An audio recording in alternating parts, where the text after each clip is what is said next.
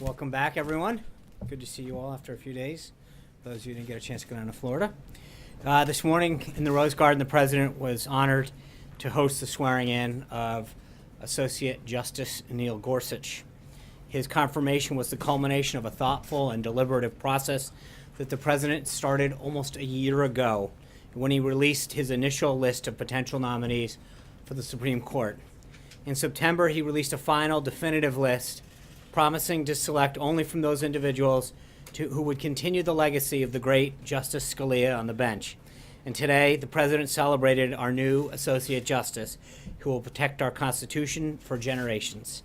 It was definitely a great day to kick off the week and another productive week that we will see here at the White House. Before I get into the upcoming week, just a couple updates from over the weekend.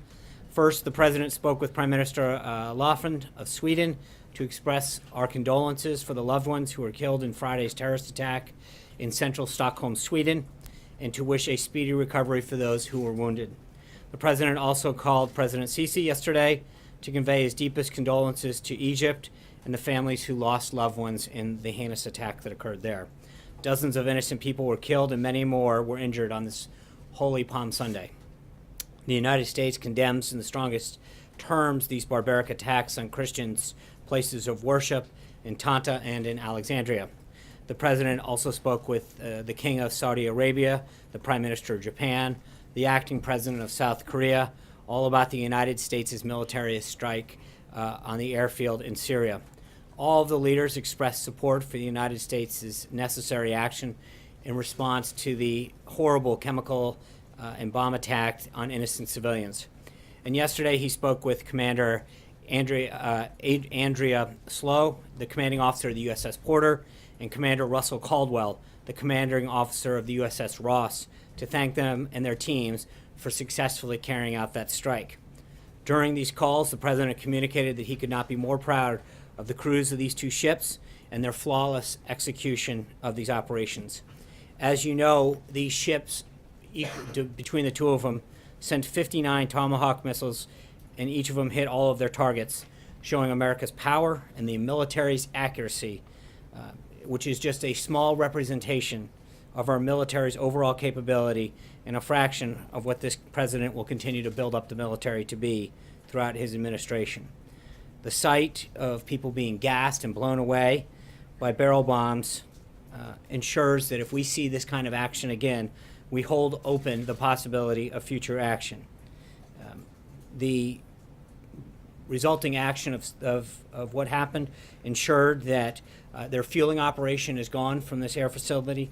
20% of their fixed-wing aircraft were destroyed and knocked out. And I think by all measures, the world and domestic reaction was highly laudable for the President's action. Additionally, obviously, we're all aware that the President had a very successful visit with the Chinese President, and it concluded on Friday.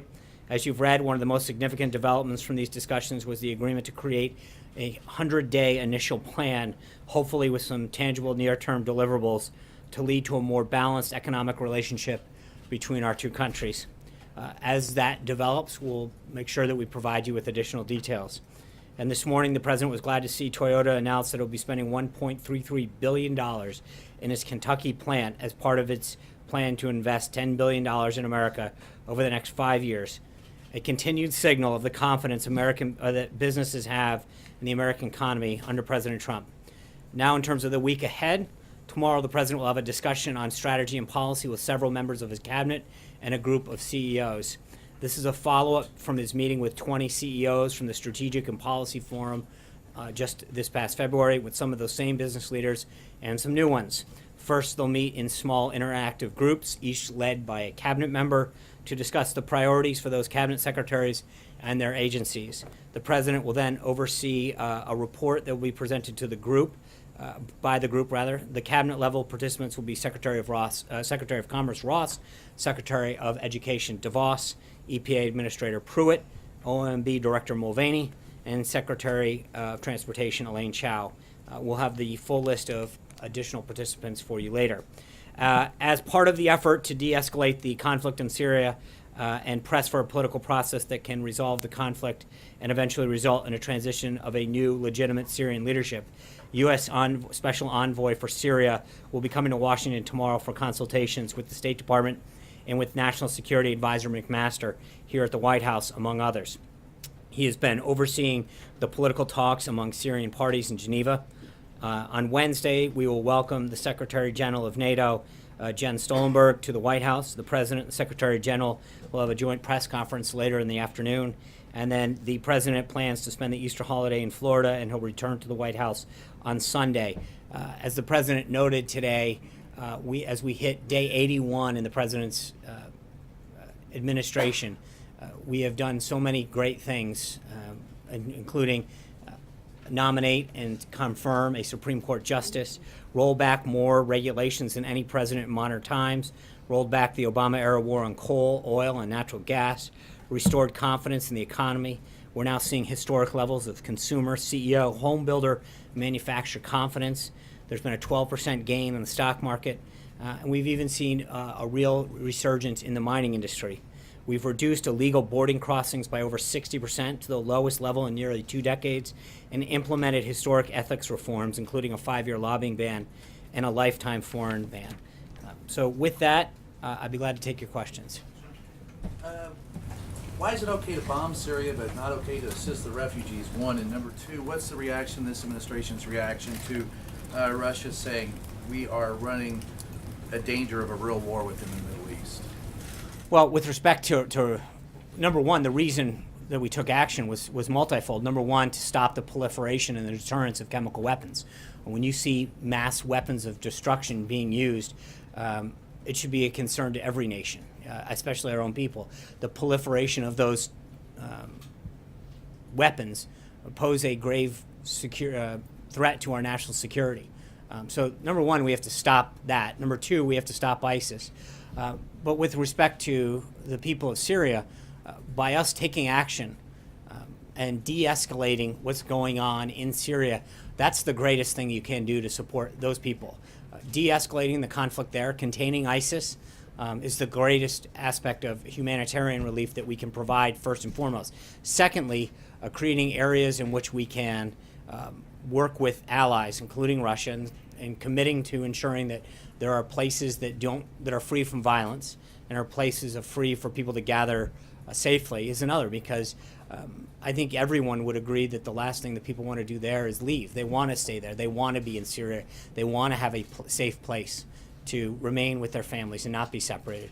So our number one priority is to defeat ISIS, but we're also, I think from a humanitarian standpoint and a refugee standpoint, ensuring that we create an environment that provides a safe place for them to ultimately remain.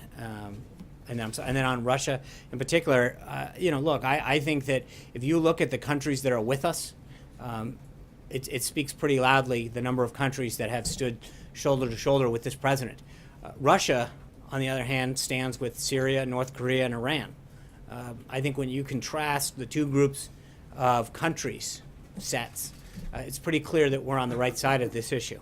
But does that mean we're going to commit troops? I mean, they're no. What it means? No. What it means is that I think the action that we took last week has been widely praised domestically and internationally as a great step to ensure the deterrence and proliferation of chemical weapons and of action against innocent people. When you watch babies and children being gassed and suffer under barrel bombs, you are instantaneously moved to action. I think this president's made it very clear that if those actions were to continue, further action will definitely be considered by the United States. We continue to urge further the world community to join us in this, in both stopping the deterrence and proliferation of those use of those weapons, but then further trying to create a political environment that will result in new leadership. Those are very important. They go hand in hand. Are we building a coalition, or? I think we have a coalition. I mean, again, I think if you look at who's not with us, it's a pretty small group, and not a group that too many people are looking to bring on board. I mean, you've got Iran, Syria, North Korea, and Russia on one side of this. That's a pretty small group. President Trump has spoken out extensively about the crimes of Bashar al-Assad in Syria. Does the president consider Assad a war criminal? And does he believe Assad should eventually appear before the ICC? I think right now the focus is twofold. One is defeating ISIS, and the second is creating the political environment necessary for the Syrian people to have a new leadership there. I don't think that there's I can't imagine a stable and peaceful Syria where Bashar al-Assad is in power. I think we all recognize that happens, and there can be a multi-pronged approach where you're ensuring that ISIS is contained and there's a de-escalation of the proliferation of chemical weapons, at the same time creating the environment for a change in leadership. But does the president believe Assad has committed war crimes? I think that there's a court that decides those things, and obviously there's a reason that clearly the actions, when you take an action against the people that he has, and I think we feel unbelievably confident in the intelligence that we have. But again, that would be something for a court to decide. Charlie. A lot of people are talking about what the Trump doctrine is on foreign policy, what it may or may not include, and the president's even stated that he was very flexible.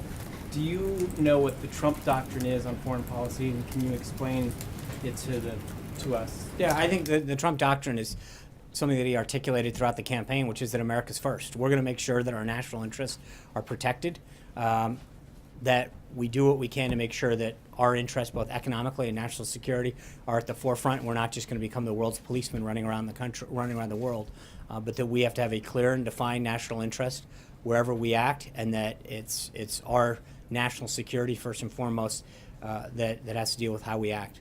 Action in Syria fits in that doctrine? Absolutely. I think if you recognize the threat that our country and our people face, if there is a growth of use or spread of chemical weapons of mass destruction, the proliferation of those, the spread to other groups, is a clear danger to our country and to our people. Kristen. John, thank you. I just want to follow up on what you were saying about Bashar al-Assad. Are you saying that defeating ISIS and getting Bashar al-Assad out of power through a political process should happen at the same time? I think, I'm not trying to how you sequence them, but I don't think they're mutually exclusive. I don't think that you have to do one other than others, but I think they kind of go hand in hand. As you reduce ISIS's strength, as you de-escalate the conflict in Syria, the political environment to remove him becomes stronger and stronger. And just to be clear, Secretary Tillerson over the weekend said we can navigate a political outcome in which the Syrian people will determine Bashar al-Assad's fate and his legitimacy. Nikki Haley seemed to align more with what you were saying. She said in no way do we see peace in that area with Assad as the head of the Syrian government. So who better reflects the I don't think those are mutually exclusive statements. Because I think that you can, one of them saying we don't see peace with him in charge, and the other one is saying we need to have him gone. I think that's the point of both. The goal for both of them, the goal for the United States, is twofold. As I've stated, it's one, to make sure that we destabilize Syria, destabilize the conflict there, reduce the threat of ISIS, but then secondly is create the political environment, not just within the Syrian people, but I think you can have work with Russia in particular to make sure that they understand that Syria, backed up by Russia's own accounting, should be held accountable for the agreements that it's made with respect to its international agreements on chemical weapons alone. And can you defeat ISIS with Assad still in power? ISIS with, yes, sure, but I think that. I think you can defeat ISIS with him in power. I think that obviously, to your point, it's not like there's a single track that says you have to do. I mean, if we can get both at the same time or one happens after another, that's fine as well. But I think that we obviously, the number one threat that America faces is ISIS in that region, and we've got to make sure that we do everything we can to do that. And just finally, when Secretary Tillerson meets with his Russian counterpart, what is his specific message going to be? Is he going to threaten potentially more sanctions if Russia doesn't get in line? Well, I think he's on his way there tomorrow, and I'll let Secretary Tillerson talk about his meeting with Foreign Minister Lavrov. I think there's a lot of things to obviously discuss.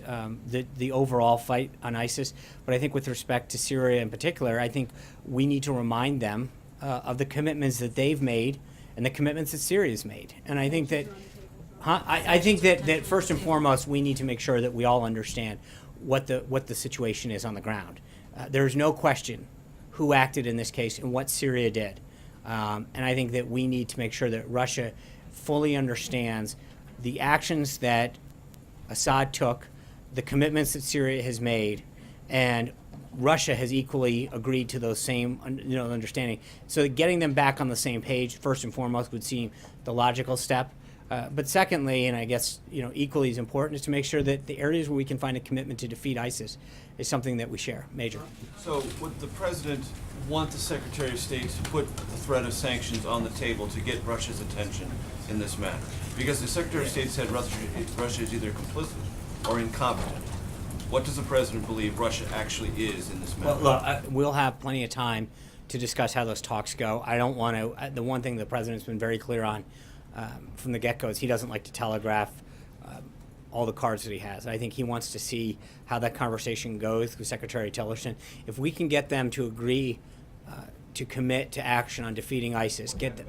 Well, I think that's what they're going to have a discussion about. I think that we need to see what goes beyond rhetoric and where that talk starts, and what they're willing to commit to in action. I think that's important.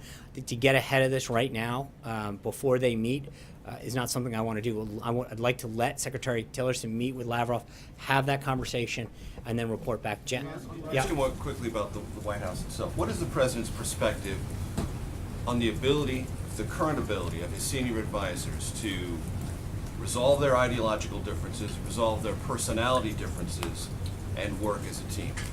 He's very confident in that, because this is the same group with the same ideologies, the same strengths. They came together for a common purpose to win a campaign. There is an unbelievably talented team at the senior level and at the mid-level, and frankly all the way down to the bottom level of this administration that is committed to the president's agenda. I said this multiple times throughout the transition, that everybody that came into this administration, while they might have a personal view or an action on an issue, they understand and understood and understand the president's vision and agenda. And their goal of coming into this was to understand, first and foremost, that it is the president who made pledges and promises to the American people about the direction he'd take this country and the actions he's taken.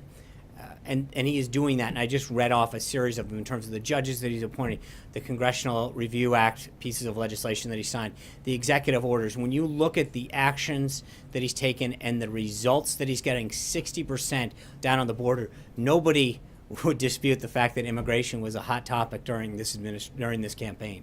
And the president's actions are seeing results. And I think you're seeing it both on the market and on our national security front. So he understands that we have some pretty smart, talented individuals who are opinionated on a lot of subjects, but that our battles and our policy differences need to be behind closed doors.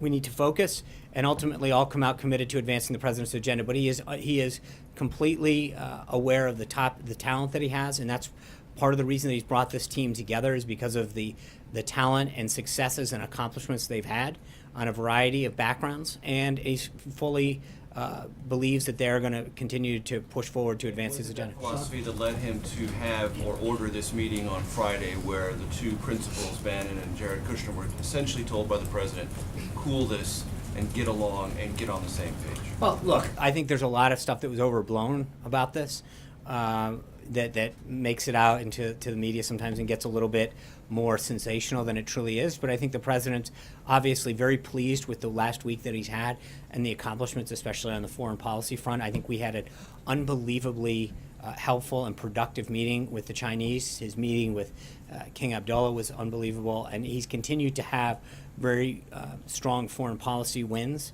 in terms of the relationships that we're making with other heads of state.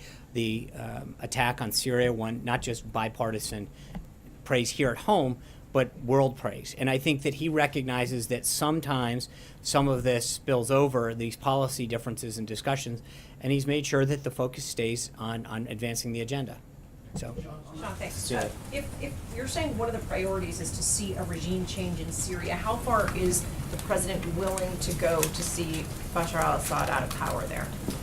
So just to be clear, I don't think it's you can't imagine a stable and peaceful Syria with Assad as in charge. I don't think that's a scenario that's possible.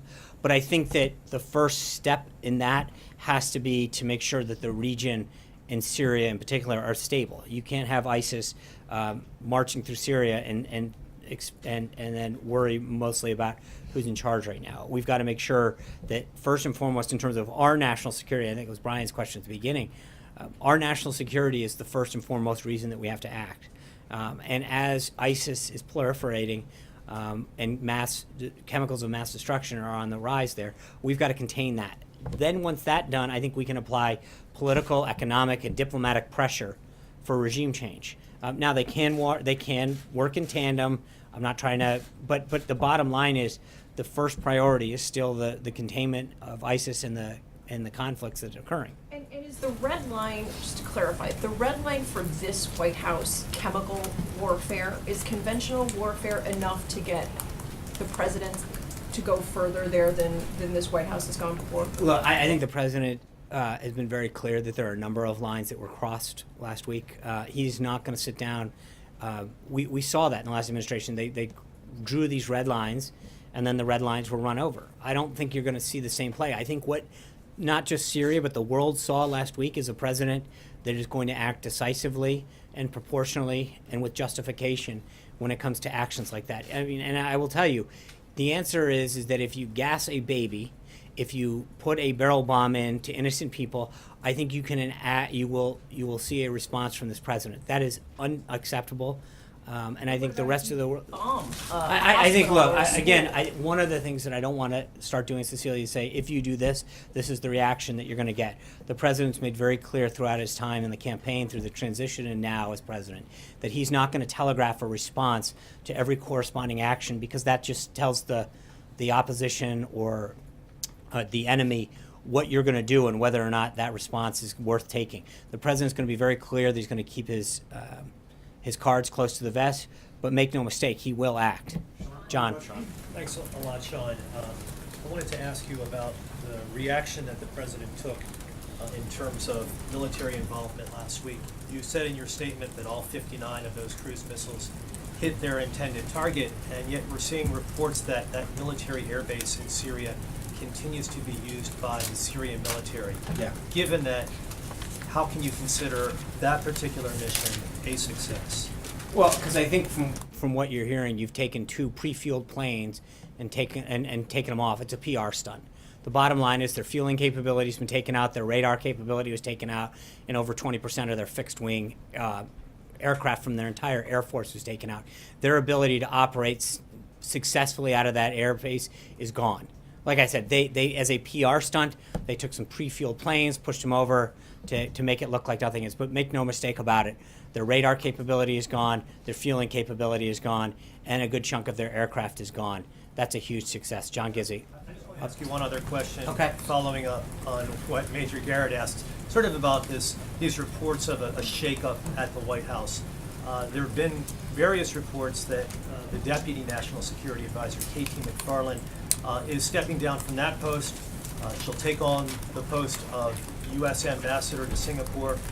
Can you confirm that? And what's behind that particular move, if indeed that's the case?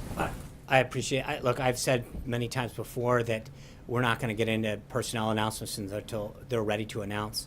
I would say that two points on that. One, when General McMaster was announced, it was pretty clear. We said it at the time. You all asked the question whether or not he would have the ability to shape the National Security Council in his liking with the president's concurrence. I think you've pretty much seen that was an accurate statement at the time, and it continues to be now.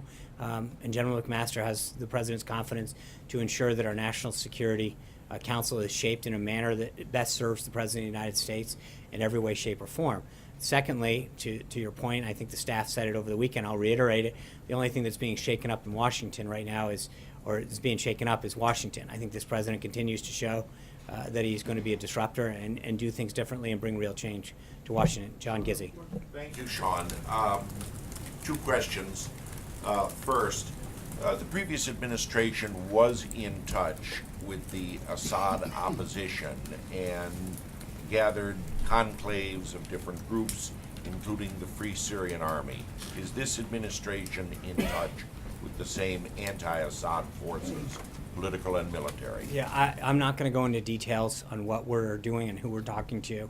I think that's obviously didn't prove too successful last cycle, last administration in terms of regime change. So I'm going to not get into telegraphing what we're doing and how we're doing it. On the domestic front, Congressman Ron DeSantis wrote the president just last week to call in very strong language for him by executive order to end what he calls the OPM rule of 2013. That was an executive order, of course, that undercut the Affordable Care Act's amendment saying that members of Congress and their staff could not get health care and special subsidies unlike any other American. And he said, as soon as that is eliminated, Congress will move faster because they and their staff will not have special treatment. Is the president going to use his pen and get rid of the OPM order? I'll have to look at that. I know Secretary Price has been dealing with a lot of, I know that's an OPM order. Secretary Price has been reviewing all of the necessary implementation documents and orders with respect to Obamacare. I know that he's working with Director Mulvaney. Director Mulvaney, I anticipate, will be here with you guys at some point, probably tomorrow, to talk about some reorganizing of government. That might be an appropriate time to talk to him specifically about that. Dave. Thanks, Sean. The list of judges that the president put out last year saying these are the people I would consider nominating, you referred to earlier. In the end, Democrats still tried to filibuster Judge Gorsuch. Right. So what difference from that perspective did putting out that list make in the end? That's a great question. I think what it showed first and foremost is the president kept his word. The president put out a list of people and campaigned on it and said, if you elect me, these are the type of justices that I will choose from. And they are originalists. They are going to read and interpret the Constitution as it was written and meant to be. And I think the American people, in a lot of cases, if you look at exit polling, voted for him in a lot of cases because of that. I think it shows that, again, whether or not you disagree or agree with the president, sometimes philosophically, he gets high marks for keeping his word. I think that means a lot, that he went out on a number of topics, including the type of justice that he would appoint, put it before the American people, allowed them to vote up or down at the ballot box, and it's an affirmation of the kind of justice that he wants. But it's also a continuation to know that the president is going to be someone who makes a pledge to the American people and keeps it. He's going to obviously have other federal judges to nominate, maybe Hope Supreme so. Court judges. What else has he? What else did this process teach him? Anything? Well, I think from a political side, it was pretty obvious that you can disagree with Judge Gorsuch's judicial philosophy. But I think by every standard, he was a very highly qualified justice. The American Bar Association rated him their highest.